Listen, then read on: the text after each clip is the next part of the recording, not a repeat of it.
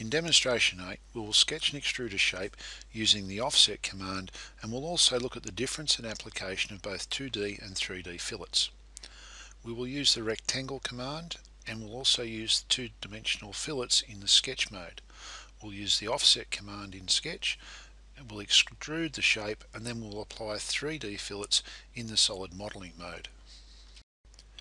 Start the exercise by creating a new IPT or part file using the standard millimeter IPT template from the metric templates folder.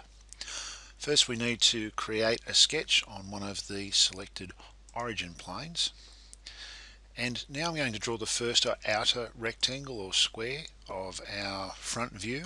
And to do this I'm going to create a little bit of a shortcut for myself by left clicking to select the origin point to start with, and now to input the length of each side I'll type in 60 and then strike the tab key and then 60 again and hit enter.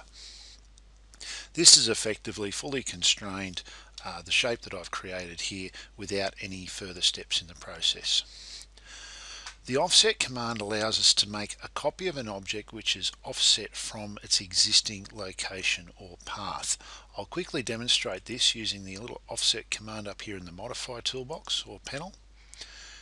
Picking the existing square, I can now create a new one going in from it. So I can do that at any time. One of the things with this particular exercise is that we've actually got radiuses on each of these corners, and the difference in the radius of the outer corners, which is 20 millimeters, to the inner corner, which is 5 millimeters, is 15 millimeters, and so the same as the distance from the outside line to the inside line. This means that we've got the opportunity to apply radius fillets to the corners of the outer square before we offset it inwards, and I'll go through that process now. So applying 2D fillets, specifying the radius, but applying 2D fillets at this stage can simplify the 3D modeling process, but another option is to apply solid fillets in the 3D solid modeling mode, and I'm going to leave two of the corners, the lower two here, to do that too. So once we've created our first two fillets, I'm then going to use the offset command again to create our path inwards, and you'll see that it automatically creates a whole range of constraints that keep these objects offset and in proportion from the original. So now all I'll do is I'll add one dimension, and that will actually control all the geometry that I've got here. So now that I've finished the profile, I'll finish the sketch, and I need to extrude this to give us the thickness of the object. I need to select the profile, and then I need to enter the extrude distance, which is 20. You can see here that we've now got a fillet curve on both the outside and the inside on each corner at the top. What I want to do now is show you how we use the 3D fillet tool to create the same curves down here on these other corners. So if we get in 3D solid mode, if we go up to the modifier palette, you'll see that we've got the fillet tool. Simply left click on the fillet tool and a little dialog box comes up. What we'll need to do here first is specify the radius for our first corners.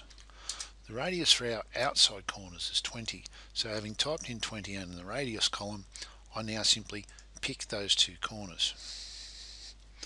Once this is done, I can click apply or OK, and that finishes that particular process, and this 3D fillet feature will be added to our project browser. So if I click apply, you'll see that fillet 1 will relate to these fillets here. Now I'm going to add the internal fillets, which have a radius of 5. And I'll do that by inputting the number and then simply clicking the corners and then clicking OK to both finish that particular process and get out of the dialog box at the same time. So that's the figure that we set out, or the object that we set out to create, and we've done that using both 2D sketch fillets and fillets in the 3D solid modeling mode. With 3D solid fillets, it's a good thing to remember that applying fillets, especially to Curved surfaces or intersecting curved surfaces can greatly increase the complexity of a model, so it's a really good idea to generally leave the filling process until right towards the end of your modeling workflow.